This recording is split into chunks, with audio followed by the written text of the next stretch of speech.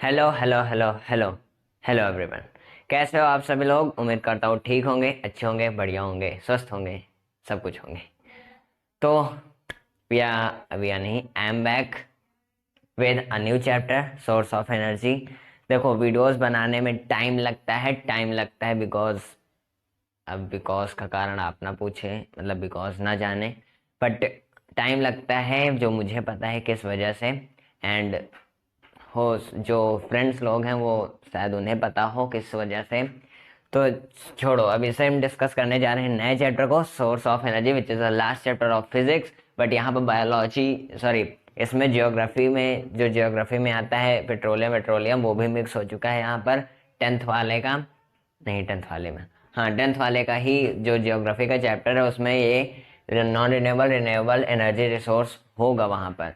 तो आप देखिएगा तो वही वाला थोड़ा बहुत मिक्स है। और जियोग्राफी में मुझे इंटरेस्ट नहीं है, बट जितना मैं फिजिक्स का पढ़ा हूँ उतना मैं आपको बता दूंगा। इसमें सिर्फ डेफिनेशन है, नो फॉर्मूला, कुछ नहीं है। एंड बहुत ही कम क्वेश्चन आते हैं इस चैप्टर से, बहुत ही कम। क्या मेरे पेपर में तो शायद एक या दो आया था, वो एक एमसीक्यू में, पता नहीं, शायद एक एमसीक्यू में था और एक डेफिनेशन का था शायद, रिन्यूएबल का। तो आप इसे याद करिएगा, सिर्फ डेफिनेशंस हैं, hydro power, thermal power, natural gas, ये सब सारी डेफिनेशंस हैं। तो टॉपिक्स क्या क्या हमने लिखा हुआ है? एनर्जी रिसोर्सेज, जिसमें नॉन रिन्यूएबल और रिन्यूएबल रिसोर्स आता है। और गुड सोर्स ऑफ एनर्जी में आइडियल फ्यूल आता है, N ideal fuel. Ideal fuel यानी कि कोई बड़ा फ्यूल नहीं है, बट अभी जब डेफिनेशन पर आएंगे तो सारी चीज़ें क्लियर हो जाएगा। कन्वेंशनल सोर्स ऑफ एनर्जी, जिसमें फॉसिल फ्यूल आता है, कोल आता है, नेचुरल गैस आता है, क्रूड ऑयल आता है। और हाइड्रो पावर, थर्मल पावर, और भी टॉपिक हैं, स्पेस नहीं था तो नहीं लिखा। तो अगर आई अगर मुझे कम अगर इस वीडियो को बनाने में देर लगी तो मैं अगली वीडियो में नए टॉपिक को स्टार्ट करूंगा, या फिर इसी वीडियो में I will cover full chapter. Clear? तो चलो डिस्कस करते हैं अपना एनर्जी रिसोर्स। एनर्जी रिसोर्स यानी ऊर्जा संसाधन। ऊर्जा संसाधन हमारी बॉडी ही है, हाँ है, हमारी बॉडी है। क्योंकि देखो, बॉडी से जब एनर्जी होती है तो we can do any work till any time. हम टिल एनी टाइम, हाँ, किसी भी समय तक मैं वर्क को कर सकता हूँ अगर वी हैव एनर्जी। तो energy is a resource which is very important for human life, human life भी, एनिमल लाइफ भी, यानी whole creature in this world. Clear? तो सभी को मतलब एनर्जी रिसोर्स, एनर्जी ज़रूरी होती है। एनर्जी रिसोर्स में फ्यूल नॉन रिन्यूएबल और रिन्यूएबल आता है, जिसमें यहीं से शुरू हो जाता है। फ्यूल नॉन रिन्यूएबल है, उसके बाद रिन्यूएबल में आते हैं बहुत सारी चीज़ें। क्लियर? देखो, हाँ, energy resource, energy resource, the energy resource क्या है? यहाँ पर एक सिंपल सी डेफिनेशन है। Energy is the capacity to do work, capacity to do work. Work करने के लिए जो कैपेसिटी होती है वो एनर्जी एकमात्र ऐसी चीज है जो हमें काम कराने के लिए एनर्जी का यूज होना पड़ता है। सॉरी, उल्टा बोल दिया। वर्क करने के लिए एकमात्र एनर्जी ऐसा माध्यम है which helps us to do work. सही बोला, हाँ। तो यही एनर्जी का डेफिनेशन है, कैपेसिटी टू डू वर्क। और आप अपने मन से ज्योग्राफी या फिर आप अपने जैसे ए से लिखते हो, अपने मन से उसी तरह इसकी डेफिनेशन, इसके एग्जांपल्स आप लिख सकते हो। जैसे एग्जांपल हम लिख देते हैं, एग्जांपल है एनर्जी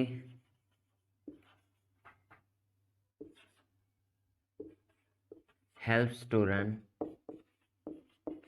रन, वॉक, और क्या है, सिट, नहीं नहीं नहीं, हाँ हो सकता है बैठना, हो सकता है, उसमें भी एनर्जी लगती है, बिकॉज नहीं लिखेंगे, क्या पता ना होता हो। तो देखो, energy helps to run, walk, और उसके बाद बहुत सारे वर्क हैं, एक्सेट्रा। राइटिंग हो सकता है, प्लेइंग हो सकता है, और सारी चीज़ें। तो energy helps to run, walk, etcetera. Energy is the capacity to do work. हम इतनी डेफिनेशन लिखेंगे पेपर में, अगर मान लो 2 नंबर का ना आया, 6-7 नंबर के आ गया, तो क्या हम इतनी ही डेफिनेशन लिखें? तो यहाँ पर आप ऐड कर सकते हो, energy the capacity to do work and यहाँ एग्जाम्पल लिख लिया मान लो बीच में, तो energy can never be created nor be destroyed.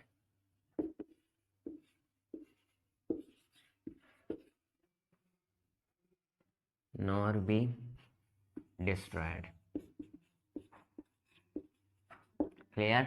अब और आगे लिखना हो तो आप इतना समझदार है ही हो ना, हाँ हो, तो आप इससे अपने आप से इसी तरह की डेफिनेशन, इसी तरह के एग्जांपल्स क्या हम रटे थे।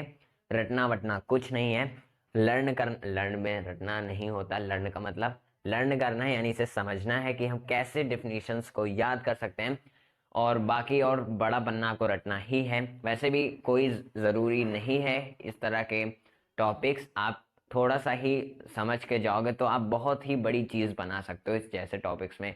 ये सब जो ज्योग्राफी के पार्ट्स होते हैं, या फिर मान लो यही है फिजिक्स ही है, ये एनर्जी रिसोर्स आ गया, तो ये ऐसा टॉपिक है जिसमें हम थोड़ा सा भी कुछ समझ लें, हम डेफिनेशंस को बहुत बड़ी बना सकते हैं, सेपरेट कर सकते हैं, एक्सपेंड कर सकते हैं, सॉरी। क्लियर। तो इतना बहुत है आपके लिए। अब non renewable resource, non renewable resources.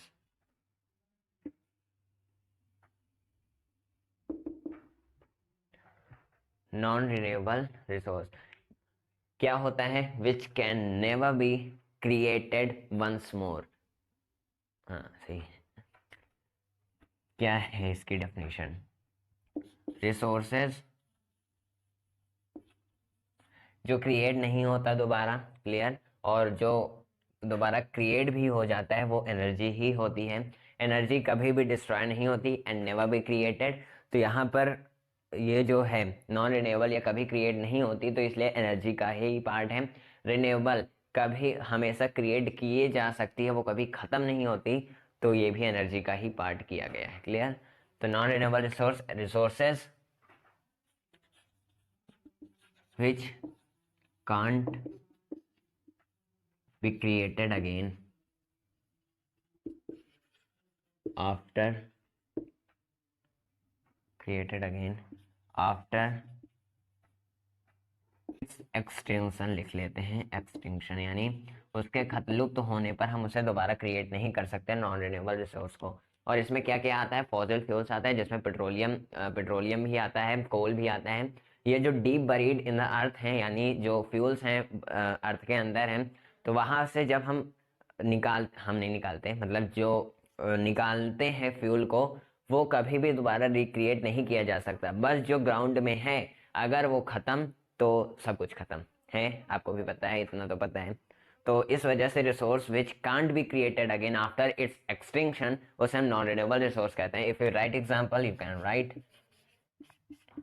देखो देखो, अब 5 नंबर का सिर्फ एनर्जी रिसोर्स का तो आएगा नहीं, सब आएगा, energy resource, non renewable resource और रिन्यूएबल रिसोर्स, मान लो।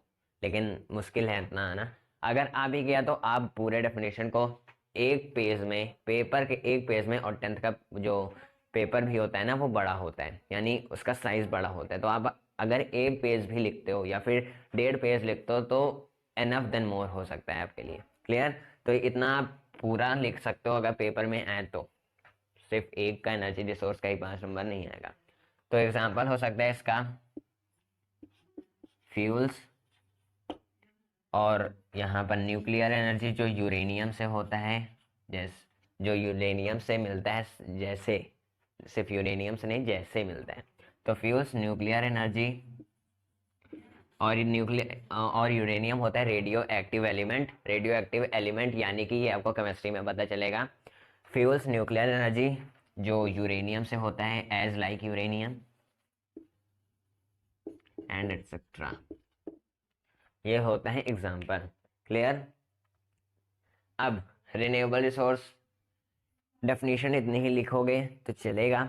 अगर आप फिर और लिखना चाहते हो तो सिर्फ एक चीज है यहाँ पर कि fuels like petroleum, fuels like petroleum, fuels like petroleum natural gas,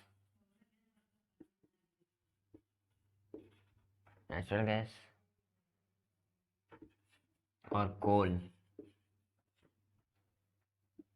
can't be created again.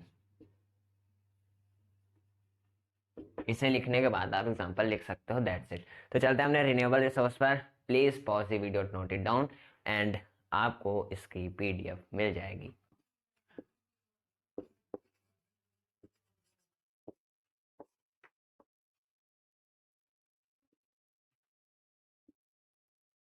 Renewable resource यहाँ पर अपोजिट होगा उसका। ये जो रिन्यूएबल रिसोर्स होता है, resources which are present in which are present in much quantity in much quantity in our environment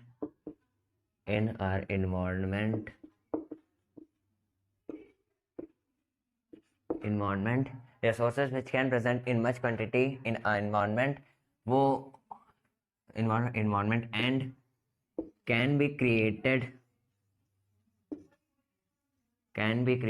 again उसे हम कहते हैं is called renewable resource, is called renewable resource। Clear? अब यहाँ पर ये जो होता है,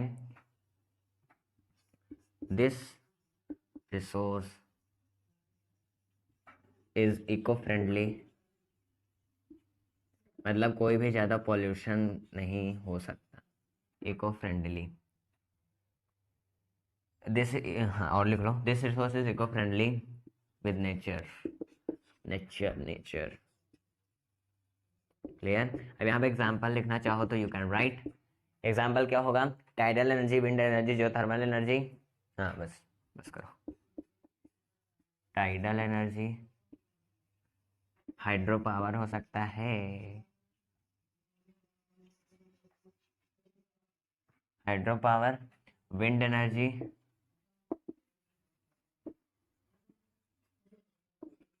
ETNC। तो ETC हो सकता है, ETC नहीं हो सकता, मतलब इसके आगे। हाँ, तो रिन्यूएबल क्या हो सकता है? Resource which are present in much quantity in our environment and can be created once again is called renewable resource respective. तो this resource is eco friendly with nature. Example होता है tidal energy, hydro power, wind energy, etcetera.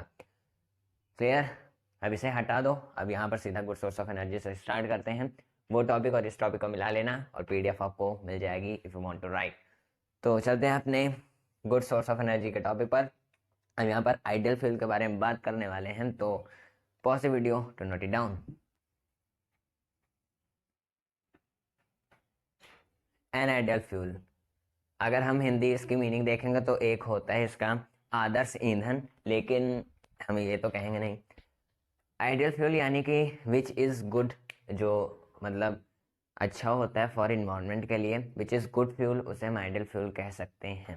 Clear? N ideal fuel क्या है? पहले देखो, fuel जो होता है is a type of resource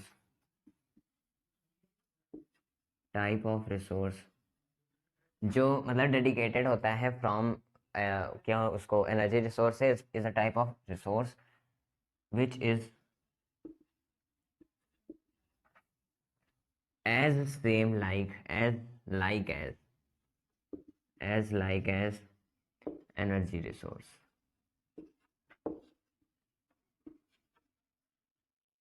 clear? Energy resource से अप्रॉक्स ये होता है, fuel is a type of resource which as like as energy resource होता है। क्लियर? अब यहाँ पर हम fuel is a type of resource which is as like as energy resource, sorry. तो यहाँ पर जो होगा, एनर्जी रिसोर्स क्या होता है? पहले देखो, many type of fuels helps us to many type of fuels helps us to save our energy। होता है ना कि जो फ्यूल्स होता है, जब हम पेट्रोल या डीजल या फिर पेट्रोल जब हम की माध्यम से ही हम गाड़ी पर बैठते हैं और आराम से जाते हैं और एनर्जी का मिनिमम लॉस होता है। क्लियर? तो वही है कि many type of fuels help us to save our energy.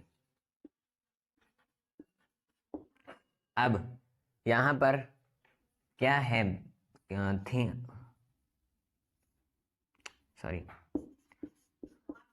Things in are things by which we can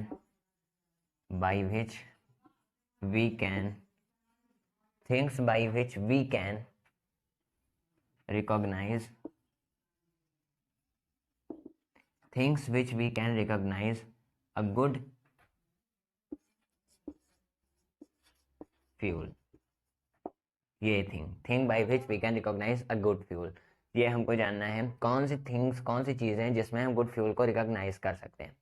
तो पहला point, much work done in per unit mass या फिर वॉल्यूम, और वॉल्यूम मास या फिर वॉल्यूम में जो जितना मास वॉल्यूम है उसमें मच वर्क डन हो तो वहां पर वर्क ज्यादा हो तो वहां पर वो गुड फ्यूल माना जाता है। Clear? Which is easy to या विच इज नहीं लिखेंगे, easy to store and transport, easy to store and transport, easy to store and transport हो सकता है। क्लियर?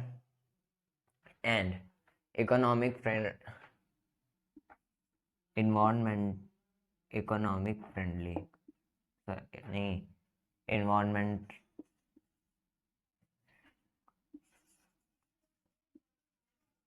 इकोनॉमिक फ्रेंडली हो सकता है। क्लियर? ये सारे पॉइंट हो सकते हैं कि work done per unit mass या फिर वॉल्यूम में ज़्यादा हो, एंड इजी टू स्टोर और ट्रांसपोर्ट हो, और ज़्यादा से ज़्यादा इकोनॉमिक फ्रेंडली हो और हमारे नेचर में कोई नुकसान ना पहुंचे, वो गुड फ्यूल की निशानी हो सकती है, होती। Clear? I think this is much, ये इतना काफ़ी है आप सभी के लिए। अब यहाँ पर और चीज़ है, fuel is a type of resource which is as energy resource, यानी ये एनर्जी रिसोर्स की तरह फ्यूल होता है। Many type of fuel help us to save our energy, ये आपको भी पता है। Things by which we can recognize as a good fuel, पहला तो मच वर्क होना चाहिए पर यूनिट प्लेस या फिर वॉल्यूम में, और इजी टू स्टोर और ट्रांसपोर्ट होना चाहिए, इकोनॉमिक फ्रेंडली होना चाहिए। ये सारी निशानी हुई तो वी कैन अंडरस्टैंड कि ये गुड फ्यूल है या फिर आइडल फ्यूल हम कह सकते हैं। तो let's move on, conventional source of energy, जिसमें फॉसिल फ्यूल, कोल, नेचुरल गैस और क्रूड ऑयल आता है। Before that please pause the video, note down, या फिर आप पीडीएफ डाउनलोड कर सकते हो। Conventional source of energy, conventional source of energy, conventional source of energy, साफ दिख रहा होगा मे बी। क्लियर? हाँ, कन्वेंशनल सोर्स ऑफ एनर्जी। अब यहाँ पर हम डिस्कस करने जा रहे हैं फॉसिल फ्यूल। पहले इसकी डेफिनेशन क्या होती है? Type of energy, type of energy which are using day by day, are using day by day, which are using day by day from ancient times, from ancient times, ancient times। यार ancient time से इसका use होता चला आ रहा है, may be आपको ये दिख रहा होगा। क्लियर? तो type of the energy which are using day by day from ancient times, उसे हम कन्वेंशनल सोर्स ऑफ एनर्जी कहते हैं। इसमें एक आता है फॉसिल फ्यूल। फॉसिल फ्यूल बहुत पहले से यूज होता चला आ रहा है, तो यहाँ पर पहला होता है fossil fuels. Fossil fuels, fossil fuels, fuel which is non-renewable resource,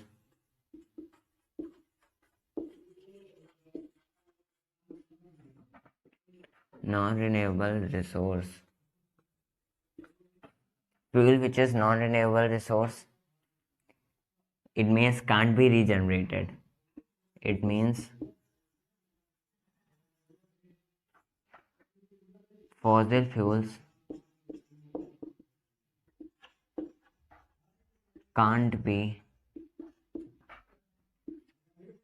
regenerated. Sorry अगर उधर ना दिख रहा हो तो regenerated. Fossil fuels are the fuels which cannot be regenerated. Clear? अब यहाँ पर हाँ इसका मतलब ये कि fossil fuel can be regenerated, उसे हम रिन्यूएबल रिसोर्स भी कहते हैं। अब और हाँ, फॉसिल फ्यूल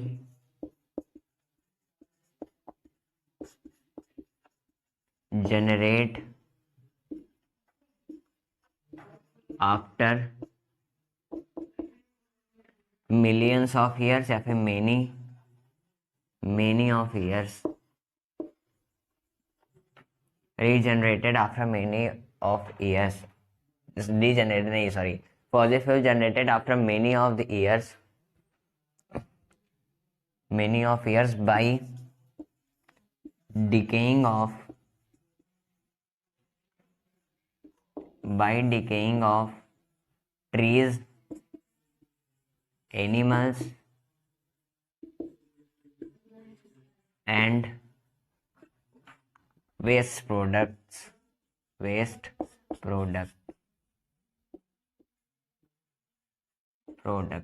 यानी fossil fuel generated after many of years by decaying of trees, animals and waste products. Clear? ये चीज़ है, मतलब ये चीज़ तो पहले हुआ था जब डायनासोर थे, माना जाता है, मुझे क्या पता, तो थे नहीं, बट बुक्स में कहाँ है, जहाँ पे पढ़ा हो ये तो माना जाता है कि जब डायनासोर थे तो उस समय में जब उनका अंत हुआ था तब वहां पर जो उसी वजह से वो नीचे सब आ गए थे और अर्थ के अंदर चले गए थे, तो वहीं पर गलने से सड़ने से फॉसिल फ्यूल बना है। फॉसिल फ्यूल्स यानी कि ऑयल्स बने हैं, पेट्रोलियम बने हैं, कोल बना है, वही चीज़ है। Fossil fuel generated after many of the years by decaying of trees, animals and waste products. अब यहाँ पर जो कोल है वो फॉसिल फ्यूल का पार्ट है, नेचुरल गैस ये सब इनका फॉसिल फ्यूल का ही पार्ट है, तो इतना घबराइएगा नहीं।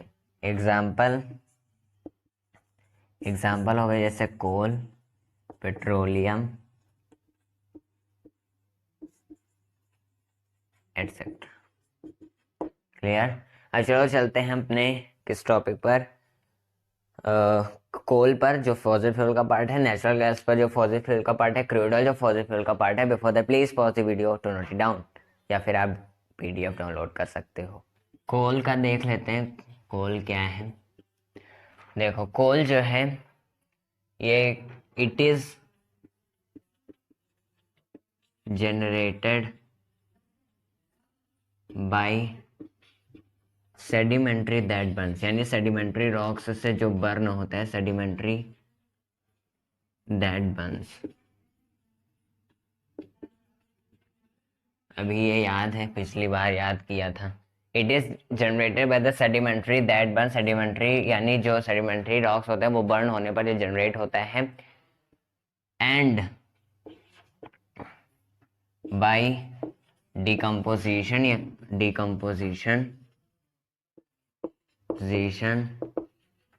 Of dead plants.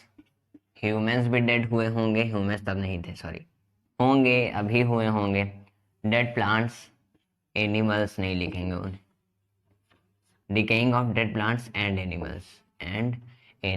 क्लियर? उनकी वजह से हो सकता है। अब एक चीज़ और था कि इंडिया जो है ये नॉलेज की बात बता रहे हैं। इंडिया इज थर्ड है, third largest country,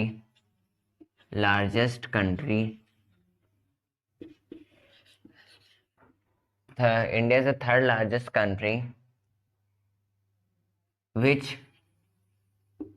produce coal. तो सेकंड और फर्स्ट भी बता दो, विच प्रोड्यूस कोल, है ना। चलो, after China and United State, यानी America and United state,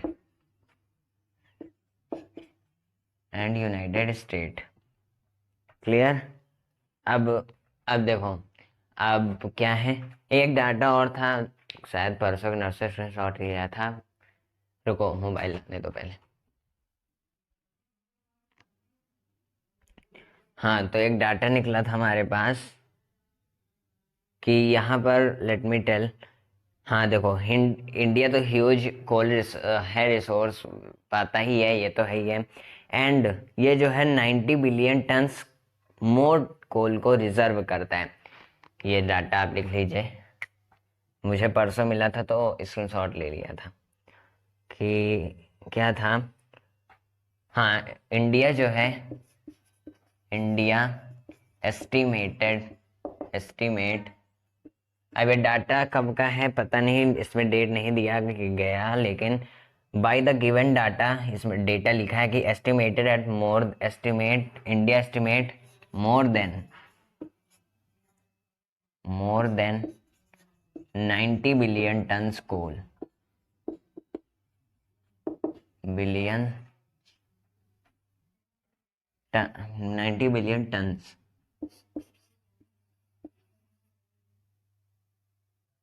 of coal, और अबाउट 10% ऑफ द वर्ड्स, और पूरे वर्ड में 10% है, and all about 10%, and all about 10% words, total words में, वर्ड्स टोटल, क्लियर। ये है, तो ये डाटा मैंने परसों स्क्रीनशॉट ले लिया था, बस यही बात है, और ये आपको बता दिया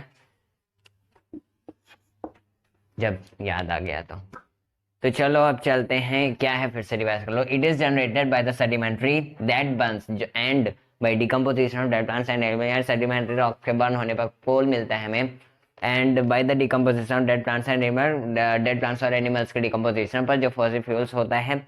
India is the third largest country which produce coal, third largest country after China और यूनाइटेड स्टेट, और एक डाटा निकला था, India estimate more than 90 billion of the tons of the coal and about 10%, यानी 90 बिलियन निकलने के बाद भी, टन्स निकलने के बाद भी 10% है वर्ड्स के, तो सोचो कितना कोल है, विच, और ये ज़्यादातर बहुत ही कम जगहों पर पाया जाता है, लेकिन इंडिया बहुत ही खुशनसीब है।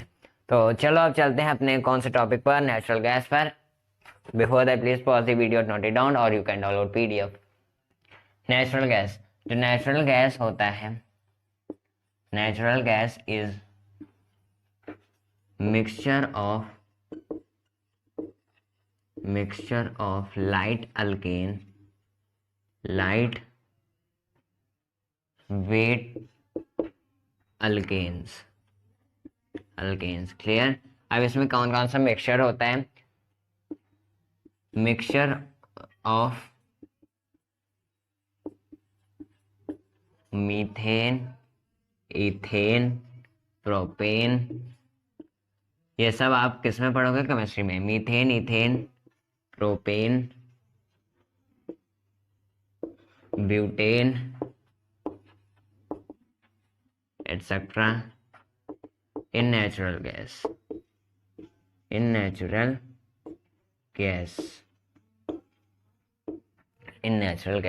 गैस में mixture of methane, ethane, propane, butane पाया जाता है। अब हाउ मच परसेंट, ये तो अप्रॉक्स ये 80% है, ये 6% है, ये 4 शायद 8 या किसके पास में है अभी, रुको, अभी मैं आपको बताऊंगा। Mixture of the methane, ethane, propane, butane in natural gas होता है, क्लियर।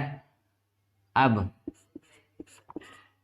नेचुरल गैस है जिसमें पेट्रोलियम एलपीजी आता है, sorry petroleum LPG, after purification purification, after purification, this sold other countries या फिर अपने कंट्री में in other countries which is LPG. LPG भी हो सकता है लिक्विड पेट्रोलियम गैस, या फिर और कोई गैस। एलपीजी होता है नेचुरल गैस में, तो विच इज एलपीजी। ये बाहर में प्यूरिफाई करके अंडर प्रेशर प्यूरिफाई किया जाता है, फिर ये सेल किया जाता है। क्लियर। तो यानी इथेन, मीथेन और जो प्रोपेन ब्यूटेन होता है उसे पूरी प्यूरिफाई किया जाता है, एक शुद्ध बनाया जाता है, तब ये बाहर होता है। तो एलपीजी गैस होती है नेचुरल गैस में। अब यहाँ पर एक चीज़ और था, लेट मी चेक कि कितने कितने परसेंट है। हाँ लिखा है। तो हाँ 80% मीथेन ने बताया था, 6% सॉरी प्रोपेन था, ये 7% है। देखो ये 80% है, ये 7% है, ये 6% है। एंड ब्यूटेन भी होगा, ब्यूटेन 4% है। तो आप इसे नोट कर लीजिएगा। इतनी ये बहुत बारीक सा था, नहीं याद था। क्लियर।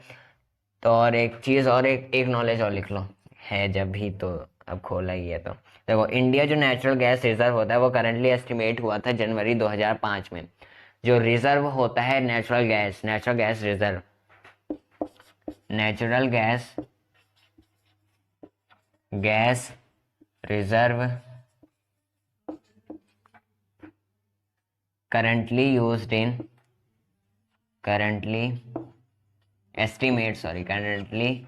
estimate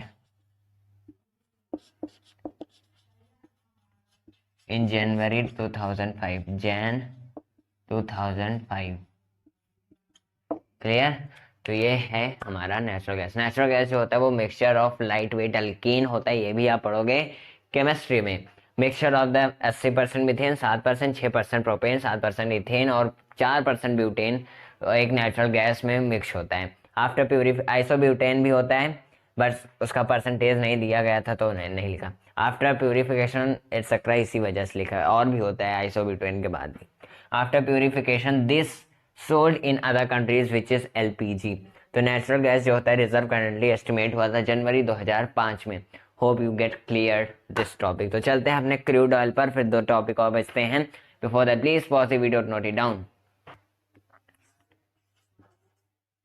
क्रूड ऑयल जो है वो क्या है? क्रूड ऑयल क्या है? हाँ, क्रूड ऑयल जो होता है वो मिक्सचर होता है, is a mixture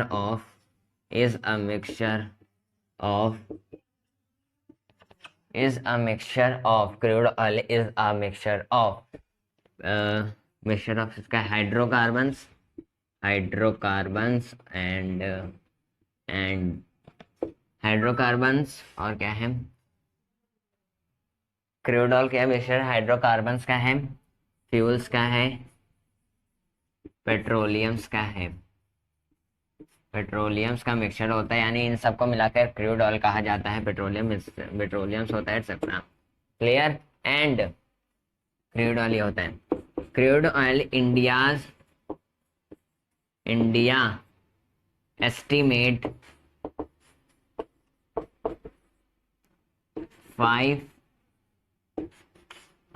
5 billion barrels